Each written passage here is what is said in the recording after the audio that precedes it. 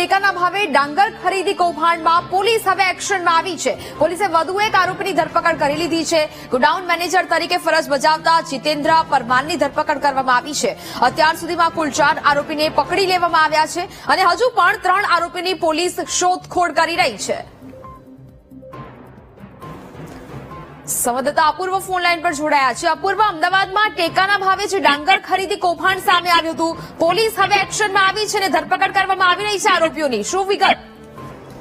જી ચોક્કસથી આ વાત કરીએ તો વિરમગામમાં જે ડાંગર ખરીદીનું કૌભાંડ જે સામે આવ્યું હતું, જેમાં 7 આરોપીઓ સામે ફરિયાદ નોંધાઈ હતી। ખુદ મામલતદારે જ આ 7 આરોપીઓ સામેની ફરિયાદ જે તે વિરમગામ પોલીસ સ્ટેશનમાં નોંધાઈ હતી, જેમાંથી અત્યાર સુધી 3 આરોપીઓની ધરપકડ કરવામાં આવી હતી। પરંતુ ગઈકાલે વધુ એક આરોપી એટલે કે ગોડાઉન મેનેજર તરીકે ફરજ બજાવતા જીતેન્દ્ર પરમારની ધરપકડ કરવામાં આવી છે। એટલે કે પોલીસ દ્વારા પણ હવે એક બાદ એક આરોપીઓની ધરપકડ જે છે તે શરૂ કરી દેવામાં આવી છે। અત્યાર સુધી કુલ 4 આરોપીઓની ધરપકડ કરી દેવામાં આવી છે, પરંતુ હજુ પણ 3 આરોપી પોલીસ પકડથી દૂર છે। એટલે કે પોલીસ પકડી ના શકે તે માટે નાસ્તા ફરી રહ્યા છે અને તેમને પકડવા માટે પણ પોલીસ અત્યારે પ્રયાસ કરી રહી છે।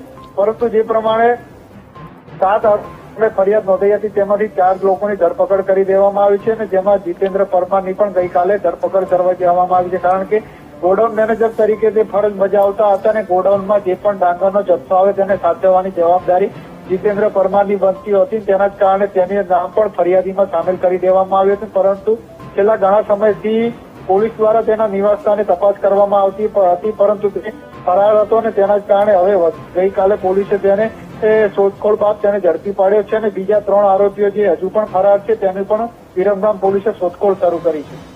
બિલકુલ, અપૂર્વ, જાણકારી બદલ આભાર।